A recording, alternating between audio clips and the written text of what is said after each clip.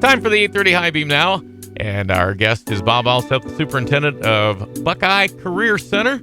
Bob, welcome in this morning. I'm glad you made it before the snow flies or whatever's supposed to happen there. I think it's getting closer. Fall is upon us, but I'm happy to be here today, Brad. We're good. And we're glad to have you here today, not only just in general, but sounds like some events are coming up pretty quickly. So there are definitely some things to talk about, and it's always evolving with you. You get the students in, and of course there's the adult education too. But it seems like you're looking to fill the classes and fill the spots, and then as soon as that happens, you kind of have to start looking ahead to next year. There's no question. We are in a constant process of educating the folks that we have, but we've always got to keep an eye to the recruiting and making sure we get the message out there to high school students and adults about the training opportunities and what those skills can do for them and their livelihood and their careers. Yeah. Well, not to overlook October, because I know we're halfway through it, but right. A lot of things are coming up in the month of November. So what does that look like? Well, one of the important things we have is and I'm not promoting one way, just informing, we do have a renewal levy on the ballot in, I think, 7 different counties, and it's issue 3 in all of those. It is a renewal. It's no new money. And it's very important for us to continue to do what we do, training-wise, equipment-wise, but that is issue 3. So I know early voting has started, and it's on the ballot, and we would sure appreciate all consideration with that. We feel like we do a good job. The community gets a good bang for the buck, and we want to continue to offer the programs that we do. And again, that's a renewal. It is a renewal. No new taxes. Okay, yeah. Probably an important point to. We try to make sure folks know that. Yes. Another thing that I know is an open house that follows some.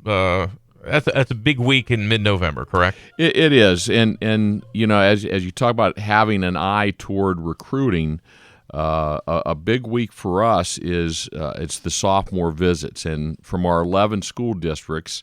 Sophomores will come in November 14th, 15th, and 16th. And we hope this is kind of a culmination where our folks have been out and talked to them about Buckeye.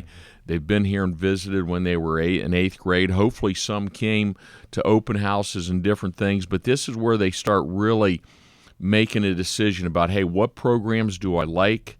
What am I good at? Where is the need in the community and the job market for these things?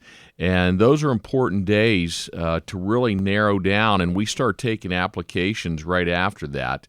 And we have some courses that fill quickly. When you look at cosmetology and welding and utility line worker and electrical systems, all of those fill. So we want those folks to come in, have a good visit, answer questions, and then we follow up with that because we want parents, we're talking about 15 and 16-year-olds as sophomores, and we want to make sure their parents have a chance to see the labs and to talk to instructors, and so we always follow that up with the open house Thursday of that week, and that's November 17th from 5:30 to 7:30.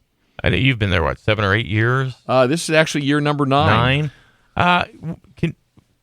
Do you operate the same way with the visits, or have things evolved a little bit in your time that you can know firsthand? Oh, we've really evolved in what we try to do. Number one, we do a lot of activities even down into the elementary schools where our career connector, Kim Fisher, she'll go out, she takes students, and they do hands-on activities, just fun things for kids to try to figure out what it is that I might be interested in. We have a manufacturing camp that this year had 80 students. We had a career exploration camp for 5th and 6th graders. We had over 300 students. So we do a lot of activities at a younger age for kids to just not what about Buckeye, but what do I like? What kind of career am I looking for? Then 8th grade, our career carnival is all about exploring the career clusters. And that is a huge week, and we bring people from the community, from business, from all of those different fields, and they actually talk to kids about careers. And we always use the hospital as one. Somebody may go in thinking, hey, I want to be a nurse because I want to work at the hospital. I would say Cleveland Clinic, Union Hospital, or Trinity Hospital, they probably have 1,000 different job descriptions. Yeah. That you can work at a hospital and not be a nurse or doctor. Technicians are in great demand. So we try to make sure they're aware of that when they're in 8th grade, and they can schedule classes. And then when they come for this 10th grade visit, it really is kind of narrowing down and seeing what they're interested in, and understanding, hey, there are a lot of great careers right in our area that they can earn a wonderful living. A lot of pre-education going into that.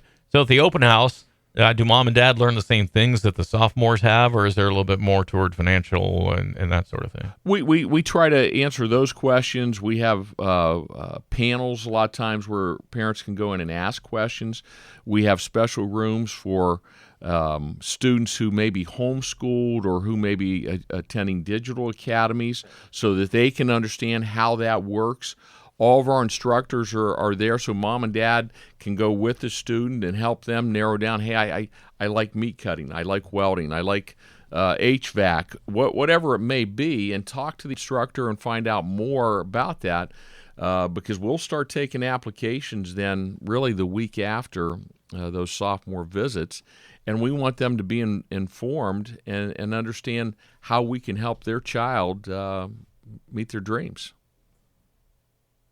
Before I move on, I don't want to cut you off on that, but I wanted to ask about adult classes. But is there anything else that's going on with the high school, I guess? Well, the high school side of things, and then we'll also have an open house to follow that up in March. And once again, that's kind of that final prep, or if somebody's undecided. So in addition to that, anytime parents have questions or a student says, I saw it, but I'd like to take one more look, we'll work with them and the schools and set up some special visits. We want them to make the best decision they can, and we'll help do that any way that we can. Right. Yeah. So don't be afraid to ask is what you're saying. Absolutely. 330-339-2288, and we'll set it up for them. All right. What about the adult education classes? We're in the midst right now, but are there some more things coming up pretty soon that we need to be aware of?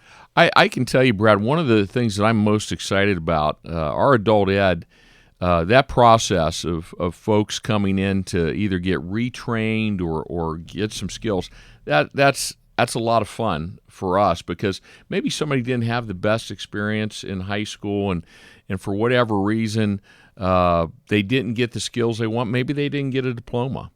They've got an opportunity to come back and really help themselves. And the most exciting program we have is called the Adult Diploma.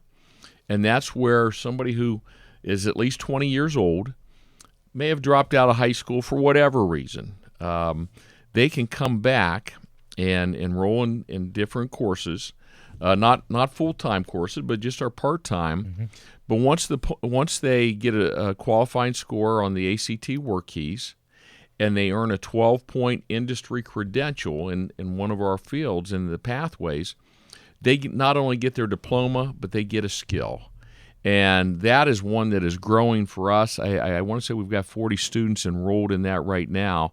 And throughout the year, those students will get their diploma, get a skill, and we feel like they've really changed their life. And that's one of the most exciting things that's happened to education, I think, in a long time. That's a double barrel, because you get the diploma, which is meaningful, and then the certification at the same time. Right, and it is a high school diploma from the state of Ohio, and I just feel like that's a chance to really change your life, and we want to make sure folks that come in, we always talk about that. The hardest step is the first step, mm-hmm.